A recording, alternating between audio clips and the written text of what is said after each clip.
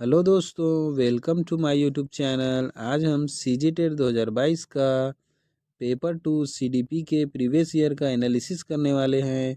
हमारे द्वारा बताया गया आंसर सीजी व्यापम के फाइनल आंसर की के अकॉर्डिंग है। चलो स्टार्ट करते हैं। पहला, वैयक्तिक विभिन्नताओं को समझने का प्रयत्न सबसे पहले किसके द्वारा किया गया? Galton, James Drever, Skinner, Tyler. Model answer के अकॉर्डिंग इसका आंसर ए गाल्टन लिया गया है। दूसरा क्वेश्चन, किसी बच्चे के समाजीकरण की प्रक्रिया में सामाजिक मूल्य और सामाजिक प्रतिमानों की संभावना किस पर निर्भर करती है?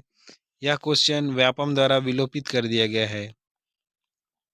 तीसरा क्वेश्चन, सिगमंड फ्रायड के अनुसार पुत्री में पिता के प्रति निम्नलिखित में से कौन सी मानसिक ग्रंथियां पाई जाती है?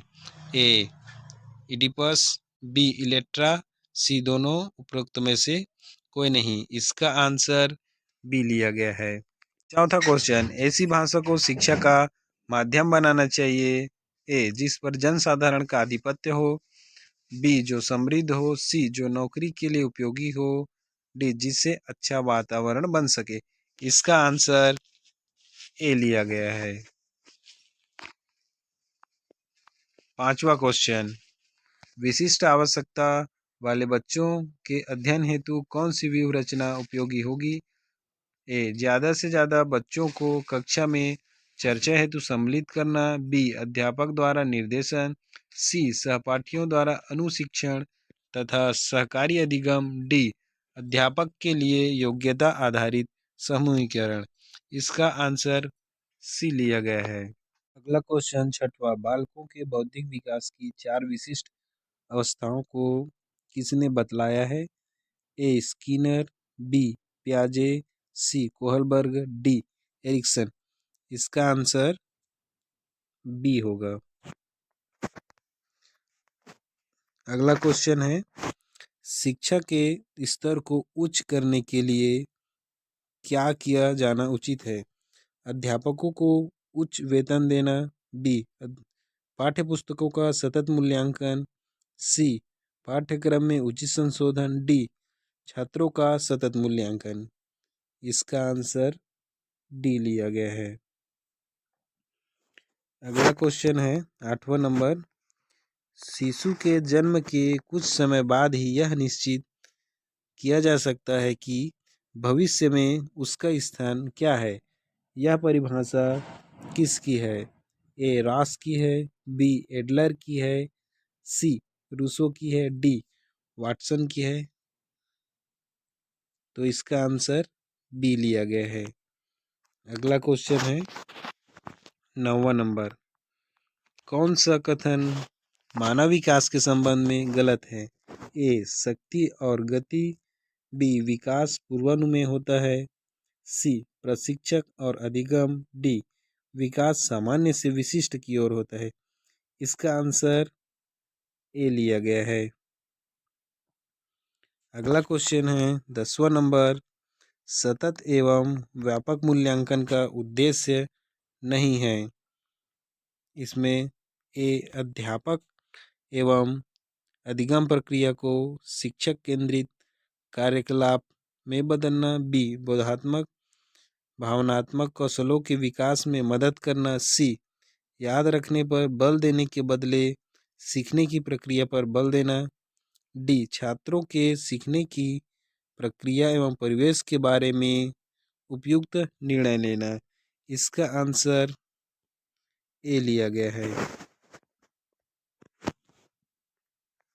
अगला क्वेश्चन है 11वां नंबर, श्रवण बाधित बच्चों के लिए शिक्षा व्यवस्था के क्षेत्र में किसका नाम उल्लेखनीय है? A Annie Besant, B William Jones, C Helen Keller, D Maria Montessori.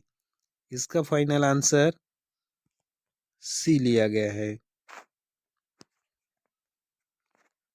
अगला क्वेश्चन है 12वां नंबर, अधिगम अनुभव के कारण हमारे मौलिक व्यवहार में संशोधन है। अधिगम की यह परिभाषा निम्न में से किसने दी है? ए गेट्स तथा अन्य ने, बी काल्विन ने, सी चार्ल्स स्किनर ने, डी R.S. वुडवर्थ ने।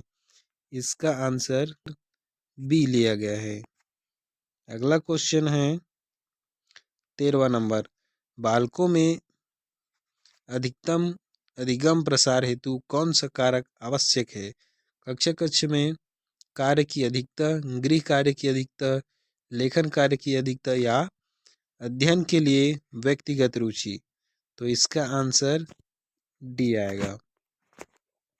अगला क्वेश्चन है 14 नंबर, क्रिया की सफलता से संतोष एवं असफलता से असंतोष होता है। यह थार्नडाइक के किस नियम को बताता है? अभ्यास का नियम, प्रभाव का नियम, तत्परता का नियम, डी उपयुक्त सभी। तो इसका आंसर बी आएगा।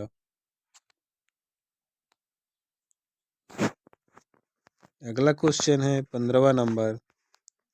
15वां नंबर क्वेश्चन है, सीखने के अंतर्दृष्टि सिद्धांत को किसने बढ़ावा दिया? ए पावलोव ने, बी गेस्टाल्ट सिद्धांतवादी ने, जीन पियाजे ने, डी वाइगोस्की ने। इसका आंसर क्या आएगा? बी गेस्टाल्टवाद सिद्धांत ने। अगला क्वेश्चन है, किस तरह के प्रश्न सबसे अधिक उत्तम होते हैं? ए जो बच्चों का ध्यान आकर्षित करने वाला हो, जो सटीक हो, पिछली कक्षा में आ चुका हो, समस्या प्रधान और हल ढूंढने में सहायता करे। इसका आंसर डी आएगा। अगला क्वेश्चन है 17वां नंबर, अभिप्रेरणा के स्वरूप में निम्नलिखित में से कौन से लक्षण सम्मिलित हैं? ए शक्ति संचालन, बी परिवर्तनशीलता, सी निरंतरता, डी उपरोक्त सभी। इसका आंसर डी आएगा। अगला क्वेश्चन है 18वां नंबर, बुद्धि एक व्यक्तित्व में वंशानुक्रम की महत्वपूर्ण भूमिका है, बी नाम मात्र भूमिका है, सी अपूर्वानुमेय भूमिका है, डी आकर्षक भूमिका है। इसका आंसर है ए महत्वपूर्ण भूमिका है। अगला क्वेश्चन है 19वां नंबर, बुद्धि एवं बुद्धि परीक्षण के महत्व का निम्नलिखित में से किस कथन से पता चलता है? ए बुद्धि परीक्षण की भूमिका व्यावसायिक मार्गदर्शन में अहम होती है, बी बुद्धि परीक्षणों द्वारा छात्रों को उन्नति के मार्ग पर प्रशस्त किया जाता है, सी अनुसंधान के विभिन्न घटकों के चयन हेतु बुद्धि एक आधार होता है, या फिर डी उपरोक्त सभी। इसका आंसर डी लिया गया है। अगला क्वेश्चन है 20वां नंबर,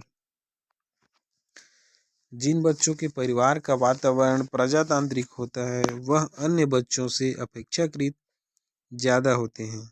ए शैक्षिक क्षेत्र में पिछड़े व्यक्तित्व वाले, बी बहुमुखी और अधिक क्रियाशील वाले, सी अंतर्मुखी व्यक्तित्व वाले, डी कमजोर और क्रियाशील व्यक्तित्व वाले। इसका आंसर बी आएगा। अगला क्वेश्चन की ओर बढ़ते हैं। अगला क्वेश्चन है 21वां नंबर, किसी समस्या पर चर्चा करने का अवसर जब विद्यार्थी को समूह में दिया जाता है तब उनके सीखने का क्रम स्थिर रहता है, बेहतर होता है, घटता है, समान रहता है। इसका आंसर बी आएगा। अगला क्वेश्चन है 22वां नंबर, समावेशी कक्षा की विशेषता नहीं है? ए वास्तविक तथा सतत आकलन की व्यवस्था, बी शिक्षक द्वारा आत्मीय एवं मित्रवत व्यवहार का प्रयोग, सी अलग सहायक सामग्री का प्रयोग अलग अलग विषय हेतु, डी समग्र विद्यार्थी एक ही ज्ञान वाले। इसका आंसर डी लिया गया है। अगला क्वेश्चन है 23वां नंबर, उच्च प्राथमिक स्तर पर एक अच्छे शिक्षक में सबसे महत्वपूर्ण विशेषता है। ए, पढ़ाने की उत्सुकता, बी, धैर्य और दृढ़ता, सी, विषयों के ज्ञान में दक्षता, या फिर डी, शिक्षण पद्धति के ज्ञान की दक्षता। 23वां नंबर का आंसर डी लिया गया है। अगला क्वेश्चन है 24वां नंबर, यदि आपकी कक्षा का कोई विद्यार्थी विद्यालय में होने वाले हर गतिविधि के विषय में जानने को उत्सुक रहता है तो उसके विषय में आपके विचार होंगे। वह पिछड़ा विद्यार्थी है, बी, उसका पढ़ाई में मन नहीं लगता, सी, वह सृजनशील विद्यार्थी है, डी, उस विद्यार्थी का मन खेल में ज़्यादा रहता है। 24वां नंबर का आंसर सी लिया गया है, वह एक सृजनशील विद्यार्थी है। अगला क्वेश्चन है 25वां नंबर, व्यक्ति तथा वातावरण से संबंधित कारकों का प्रभाव अधिगम पर किस अवस्था तक पड़ता है। ए, पूर्व बालावस्था, बी, किशोरावस्था, सी, बाल्यावस्था, डी, संपूर्ण जीवन पर। 25वें नंबर का आंसर डी लिया गया है, संपूर्ण जीवन पर पड़ता है। अगला नंबर का क्वेश्चन है 26वां नंबर, बालकों के वर्गीकरण और उनके प्रमुख लक्षणों के जोड़े बनाइए। नंबर का आंसर क्या लिया गया है इसको बता देते हैं, आप लोग मिला लेंगे, ठीक है। 26वें नंबर का आंसर ए लिया गया है।